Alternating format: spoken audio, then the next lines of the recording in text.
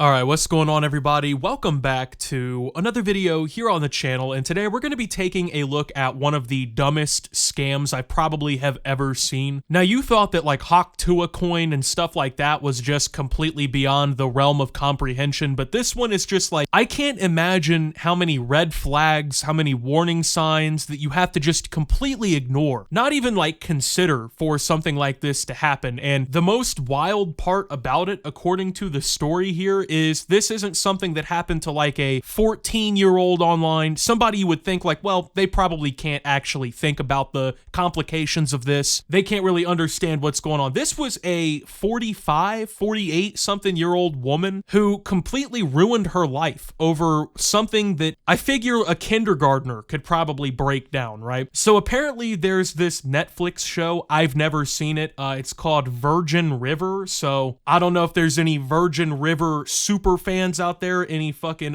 Virgin River heads in the audience here today, but I guess this is a show that takes place, it's like some sort of drama or something, and there's a character on the show played by someone named Martin Henderson, and basically this scammer was going around telling people that they were Martin Henderson from this show, and that they apparently needed money or needed help with something, and somehow they got somebody to fall for this shit. So before we get into this video, make sure if you're brand new around here on the channel, hit like down below, subscribe so you don't miss any of my future uploads. And with that being said, let's go ahead and get into the video. So a Virgin River fan has allegedly lost $375,000 over a 2-year period after believing she was dating star Martin Henderson, who plays Jack Sheridan on the show. According to the New Zealand Herald, the fan, only known publicly as Leah, used the money in loans to pay for a private jet, fictitious flights, Bitcoin, and gift cards. On top of this, Leah had also relocated to New Zealand because of the supposed romance, despite being initially based in the US. The 47-year-old was alerted to the potential scam by a friend who had seen an article about Henderson's Matakana cycling protest in the same paper. Quote, "I thought, what is Martin doing in New Zealand in Matakana on a bike rally when he told me he was lying in a hospital bed in Johannesburg after a mild heart attack," she explained. The scam began after Leah met the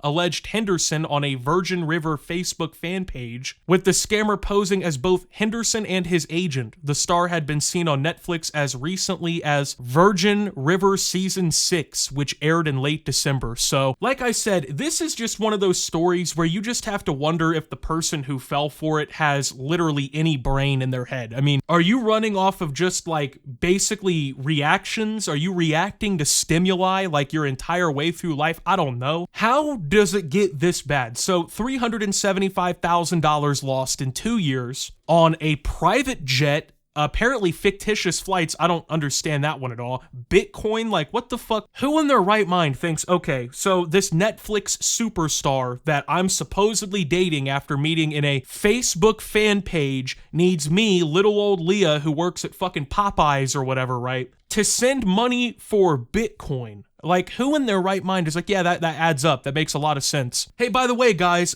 no bullshit here. Martin Scorsese just emailed me, and he told me that if I send him $700,000 off of my debit card through Western Union, he will actually cure any disease that I have. And on top of that, he told me that I immediately gain entry to heaven. Like, how fucking stupid can you be? And then on top of that, right, okay, so apparently the way she finds out, this is the best part to me, the way she finds out that this is a scam isn't even on her own volition. It's not like she just one day put the pieces together like, oh, okay, I'm getting ripped off by some fucking Nigerian prince or something, right? I guess her friend had to let her know, like, hey, by the way, I know it's been 2 years of you dating this fucking Netflix star, but by the way, there's this article of him in a completely different place doing something completely different. So what about that? So, like, was the friend along for the ride the whole time too? That's what I don't get. I mean, like, if my buddy, like, came to me today and was like, Optimus, man, you're never gonna fucking believe this, bro. I just secured a date with Sydney Sweeney. I'd be like, okay, dude, well, you're either fucking mentally fucked up and you have the brain of like a slug, or you are the 1 in a trillion odds man who just bagged the finest shit possible, right?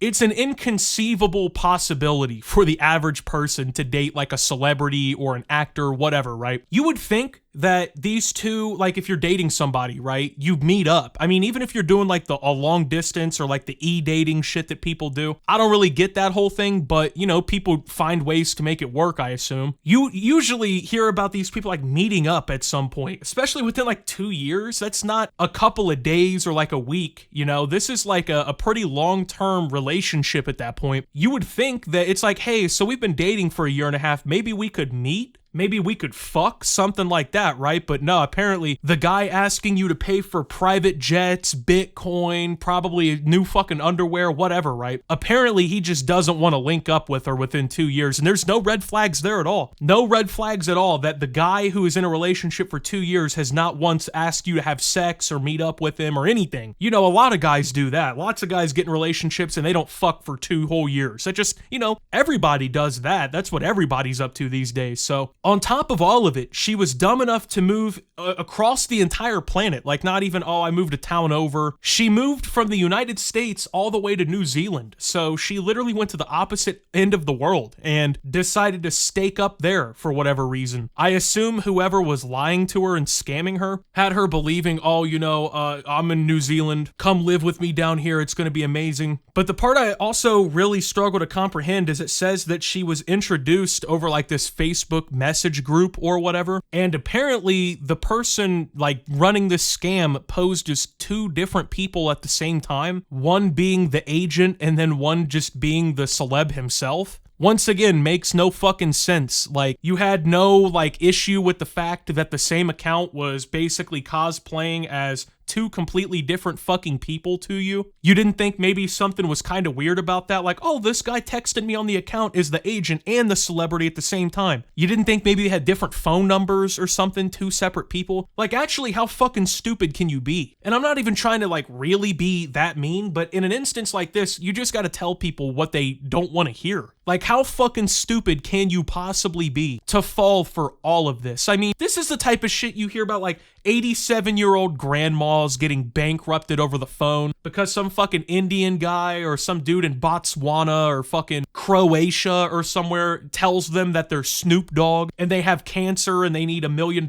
transported, you know? I understand that because old boomers, they basically don't know how to fucking count on their own hand anymore. The concept of using a spoon to eat cereal is a little out of grasp, no pun intended for some of them. So to think like, oh yeah, that person got fucked over, I kind of get that because they're just not, you know, they don't know about the internet really. They don't really fuck with that stuff. In their head, it's still 1972, so they're ready to write a paper check out to whatever fucking Indian call center or whatever's scamming them. So, but you're in your mid-40s, like you've semi-grown up with the internet and like phones and scams over this shit. You should honestly know better at this point in your life. I mean, realistically, with everything that happened, you should know better at any point in your life. Like, this is the type of shit where it's like you look at a 4-year-old kid and you're like, hey, little Billy, is Elmo real? Yeah, Elmo's wheel. Elmo's Willy wheel. Oh, you want to meet Elmo? I'll have Elmo come over. That's the type of shit you fell for as a grown woman who, honestly, you're old enough to have your own children that are probably in fucking like middle or high school, right? I don't know. I'm just saying if this was me, I'd be doing a whole lot of reconsidering, but somehow we got some itemized deductions, okay, on what she spent money on. So,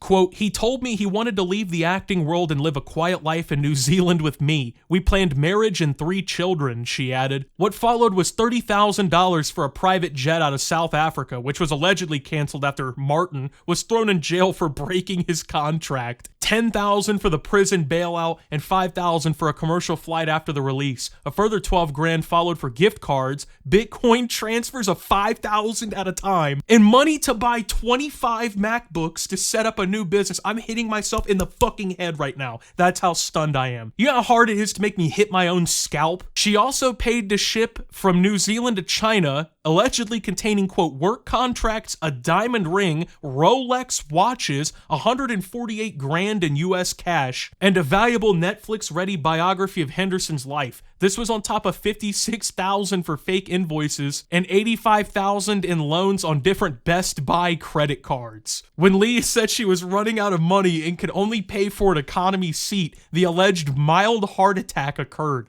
So basically when she was like, hey, the money well is about to run dry here, buddy. I don't have any more money to send you. This fucking hacker's like, oh, my poor little heart. It's fallen out of my chest. It no longer works. I've had a heart attack. And she's like, fuck it, hold on. She's like down at her local Best Buy, like signing paperwork. Like, fuck it, I need as many credit cards as you can legally give me at the same time. They're probably like, all right, so what are you planning to use this $85,000 in Best Buy credit card money on? She's like, yeah, I'm buying 25 MacBooks for this Netflix star that lives in New Zealand and wants me to go live with him who just had a heart attack. I can't even blame the Best Buy employees for letting that happen. I'm sure they get a commission or something. I'd be like, yeah, go ahead, sign up, you know? Fuck it, if you're this stupid to fall for it, yeah, actually, you could do 150 grand, we could approve you for that. So she fucking paid 30 grand for a private jet out of South Africa. Wouldn't you think if this was a Netflix star who like had, you know, made some sort of success, right? Like 6 seasons of this fucking show that you apparently watch or whatever, you think he doesn't have 30,000 for a private jet? And that you need to give it to him? Is that what you really think? Like, I can't.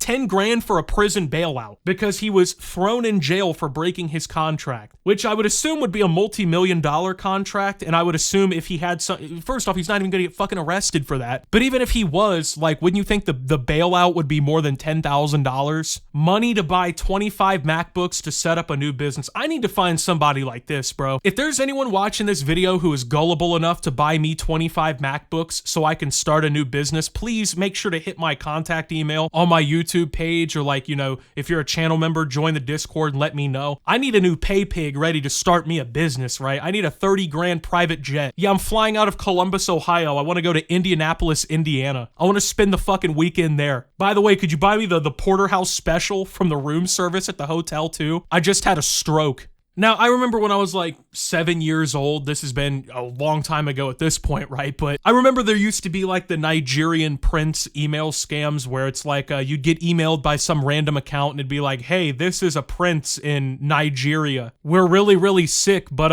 it turns out that you, this white kid from Ohio with Irish lineage, it turns out actually you somehow you're part of the Nigerian royal family. So how about you send us $250,000 and then we'll send you the rest of the estate's money worth like $3 million. And these were really popular like email chain scams going around at the time. I'm sure they probably still happen today, but every news channel in the world has covered them 7 trillion times. I would assume people aren't falling for it anymore. Then again, I would never think someone would fall for this shit either, but I could understand why people fell for shit like that, because it was like, okay, the internet's a little newer. Email to a lot of people is a pretty foreign concept. I can kind of see why old boomers are, depositing $8 trillion into Western Union a year, trying to get money from these people in the third world claiming that they're like princes and shit. But it's been like 20 fucking years since that was even like at its heyday. And people are still just falling for the dumbest possible scams online. Like I said, I never thought there'd be a day where I was like, the people who purchased Hawk2a coin might actually be smarter than insert other person, right? Like, I never thought that was going to happen,